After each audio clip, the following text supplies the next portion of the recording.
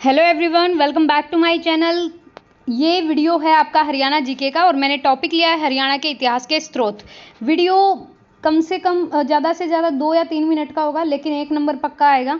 ऋग्वेद में हरियाणा को किस रूप में बोला गया है या हरियाणा का वर्णन किस शब्द से किया गया है? रज हरियाणा से किया गया और हरियाणा के थानेसर और हरियाणा की सरस्वती नदी का भी वर्णन मिला है।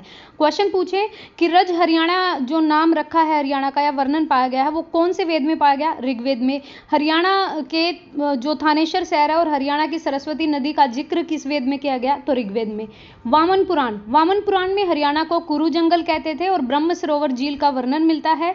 जो हमारे हेनस्वांग थे इन्होंने ब्रह्म सरोवर को लघु सरोवर कहा है। ये बहुत बार क्वेश्चन आया है। वामन पुराण में कहा है कि राजा कुरु ने कुरुक्षेत्र स्थल में भगवान शिव के नदी द्वारा खींचे गए सुनहरे भूरे रंग के हल द्वारा 7 कोस के क्षेत्र को पुनः कृषि योग्य बनाया। पाणिनि की अष्टाध्यायी जो बुक है, पाणिनि की द्वारा लिखी पुस्तक अष्टाध्यायी में हरियाणा के अनेक क्षेत्र का वर्णन मिलता है, जैसे सैरिस्कम, सिरसा, कपिस्थल, कैथल, कालकूट, कालका और तानेसा टोहाना। ये पाणिनि की अष्टाध्यायी में है।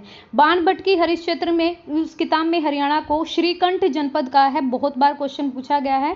ये हर्षवर्धन के दरबारी कवि थे और थानेसर को स्थानेश्वर के नाम से जाना गया है। जैन मूर्तियां की मैं बात करूं तो रानीला जो कि दादरी और हासी हिसार से प्राप्त हुई है जैन मूर्तियां। फिर है आपका दिव्यावदान ये बौद्ध साहित्य का ग्रंथ है। इसमें हरियाणा के रोहतक और अग्रोहा का उल्लेख मिलता है।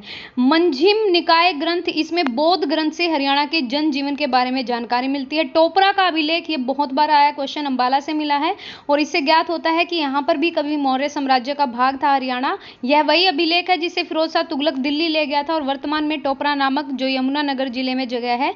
11वीं शताब्दी के चौहान राजा विग्रहराज चतुर्थ के 3 अभिलेख भी टोपरा के स्तंभ पर अंकित हैं, जिनसे मलेच्छों पर विग्रहराज ये 4th की विजय के संबंध के बारे में जानकारी मिलती है। तो विग्रहराज 4th की विजय के संबंध के बारे में जानकारी किस अभिलेख से मिलती है? तो वो मिलती है हमें जो टोपरा के 3 अभिलेख हैं उससे। आगे देखिए, एक ये चीज है प्रतिहार काल अभिलेख। राजा भोजराज के काल में यहाँ से 2 अभिलेख मिले हैं, पेवा और सिरसा का।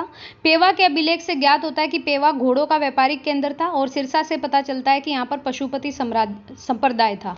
एक अभिलेख पेवा से महेंद्रपाल के समय 905 ईस्वी का मिला है, जिसमें मंदिर के निर्माण का वर्णन है।